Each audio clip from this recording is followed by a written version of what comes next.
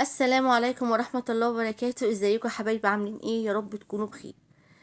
النهاردة جايين نكمل تفريزات الشهر الكريم. كل سنة وانتم طيبين. طبعا النهاردة شايفين ان احنا عندنا هو فراولة كمية كبيرة، مش كبيرة قوي يعني، الحمد لله. عملنا منها العصير، وعملنا منها صوص الفراولة، او عملنا منها التوبينج، وكمان فرزناها.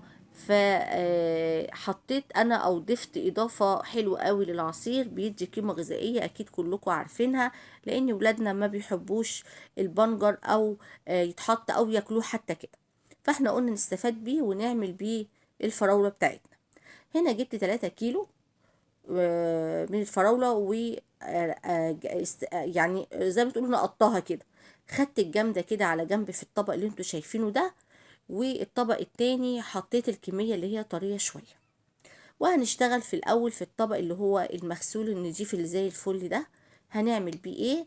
هنعمل بيه صوص الفراولة، أو توبنج الفراولة. هنقطع كده الفراولة قطع في طبق، زي ما انتوا شايفين، أي قطع مناسبة بالنسبة لك، بس الأفضل تكون قطع كبيرة. بعد ما بقطعها بالشكل ده، ببدأ أضيف عليها السكر. نص كيلو من الفاكهة بياخد ربع كيلو سكر، كيلو فاكهة بياخد نص كيلو سكر. انا هكتفي بس بتلات اربع معالق، عشان انا مش عايزة يبقى السكر بتاعها عالي جدا. هنا قلبت كده السكر كويس، وهركنها لغاية ما تنزل المية بتاعتها، يعني ساعة ساعتين على حسب الوقت اللي يناسبك. هنا بقى دلوقتي هنشتغل في البنجر بتاعنا. جبت 3 حبات من البنجر، او طبعا تغسليه الاول قبل ما تقطعيه. لو انت قشرتيه او انت قطعتيه وغسلتيه، اللون كله هيروح مع الغسيل ومش هيديكي اي لون. انا حبيت ان انا احطه في العصير بتاعنا عشان القيمة الغذائية اللي فيه. معظم ولادنا ما بيحبوش، فانا قشرته هنا كويس وغسلته الاول وقشرته، وهبدأ اقطعه قطع صغيرة يعني، او رقيقة كده. وحطيت عليه مية ومعلقة سكر، وهحطه على النار يستوي، يتسلق بمعنى اصح. هنا بقى جينا للفراولة اللي احنا قطعناها قطع. نزلت المية بتاعتها بالسكر اهو، بدأت احطها على النار. طيب دي ايه يا لولو؟ ديت حبيبتي صوص ممكن نقدر نقول عليه صوص الفراولة قطع. مش هيبقى زي المربى. المربى بتبقى تقيلة، لا احنا ديت عايزينه يبقى خفيف شوية. هنا حطيت عليه بس السكر، وهنا ابتديت احط يعني عصرة ليمونة خفيفة كده. ما تكتريش في الليمون عشان ما يديكيش ان هو تبقى حادقة كده، او اللذعة دي. هنا ابتدى يغلي معانا. هبدأ بقى طبعا انا بوريكي هنا، لو عليتش النار هتلاقي بيفور منك وممكن يبهدلك البوتاجاز. فانتي اول ما تلاقيه بيبدأ كده هتهدي عليه. وطبعا لازم نتخلص من الريم الابيض ده. ليه؟ اللي الريم الابيض دوت هيخليها تفسد بسرعة، وكمان مش هيخلي لونها الاحمر. فطبعا لازم نتخلص منه. هنا زي ما بقول لكم، بصوا هي استوت خلاص. بصوا انا عايزه فيها الصوص ده، عايزاها تبقى خفيفه مش تقيله.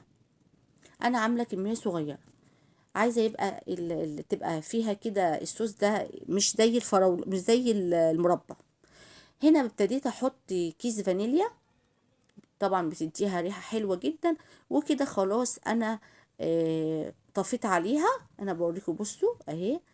وهي هتقعد كمان هتتقل لما تبرد هتتقل. انا مش هعبيها ولا هشيلها في التلاجة الا لما تبرد تماما. هبدأ اعبيها في برطمان واشيلها في التلاجة، نعمل بيها الزبادي ان شاء الله مع بعض. هنا بقى كمية الفراولة اللي عندي مسكتها غسلتها ونضفتها زي ما انتوا شايفين كده. جه دور البنجر اللي احنا عملناه زي ما انتوا شايفينه، سلقته واللون رائع جدا. انا هعبيها في الاكياس زي ما هي كده، مش هقطعها. هعبي الكمية المناسبة لكل كيس من اللي تناسبني، على حسب ما انت بقى بتستعملي او بتستهلكي او بتشربوا قد ايه. هنا عبيت الاكياس بتاعتي، وهبدأ هنا مش هكتر يا جماعة. في البنجر ما تكتريش، حطي شريحتين او 3 اكتر حاجة. حتى برضو المية بتاعته برضو ما تكتريش. احنا مش عايزين ولادنا يحسوا بطعمه، عشان ممكن ميرضوش يشربوا العصير بتاعنا خالص. فانا بحط كمية بسيطة عشان بس تدي قيمة غذائية، وكمان بتعزز اللون. وطبعا اهم من تعزيز اللون القيمة الغذائية. فانا هنا ببدأ احط شريحتين، وهبدأ بحط شوية من المية بتاعت البنجر الحلوة الحمرة دي. وطبعا هنا في الحالة دي انا مش هقفل بقى بمكوى ولا الكلام اللي احنا كنا بنعمله، عشان طبعا المية بتاعتنا ما تدلقش وتبهدل لنا الدنيا. فانا هبدأ هنا في المرحلة دي افضي الهواء، وهربط الكيس زي ما انتوا شايفين كده. هنا عملت الكمية بتاعتي كده كلها، خلصتها. عملوا معايا حوالي 6 اكياس. انا يعني حاطه حوالي 300 جرام او 250 جرام في الكيس. هنا بقول لكم البنجر اللي فاض مني، طبعا انا مش هرميه. انا ممكن هجيب فراولة تانية واعملها، او هستخدمه في اي حاجة تانية. تعالوا بقى نعمل العصير الحلو دوت. خلينا حبة فراولة كده حلوين، ما احنا لازم نشرب بقى عصير. وحطيتهم هنا في الخلاط. وطبعا حطيت شريحتين او 3 من البنجر، وشوية كده مش كتير. وهبدأ احط كمان السكر. ما تكتريش، لان انا حاطه معلقتين حوالي في البنجر وهما بيتسلقوا. وهبدأ هنا حطيت معلقتين من السكر، وهنزل كمان بكوباية المية. وطبعا هنضرب بقى العصير. هنا ضفت المية، هنبدأ بقى نضرب العصير الحلو ده في الخلاط. هنا بقى صبيناه. بصوا انا عايزه اقول لكم، بصوا اللون، بصوا لونه عامل ازاي. والله يا جماعه لونه رائع وطعمه حلو. اهم حاجه زي ما قلت لك، عشان ولادك ما يحسوش بطعمه، ما تكتريش فيه. شريحتين كفايه، وشويه ميه من السلق ده مش كتير، يعني فنجان صغير. هنا صبينا العصير بتاعنا. بصوا رائع، بسم الله ما شاء الله. الف هنا على اللي شرب. هنا بقى جبنا التوبنج بتاعنا او صوص الفراولة القطع. بصوا، ده بقى لما بعمل الزبادي، ممكن تستخدمي اي نوع فاكهة موجودة في السوق. بجيب بقى الزبادي، بحط كده في قاع الكوباية شوية، وبنزل عليه بالزبادي. مش قادرة اقول لكم بقى طعمه حلو جدا. جربوه بالطريقة دي، حلوة قوي. هنا طبعا دوت انا هحتفظ بيه في علبة في التلاجة. طبعا حطينا عصرة الليمونة دي كمادة حافظة، بس ما تكتريش زي ما قلت لك في الليمون.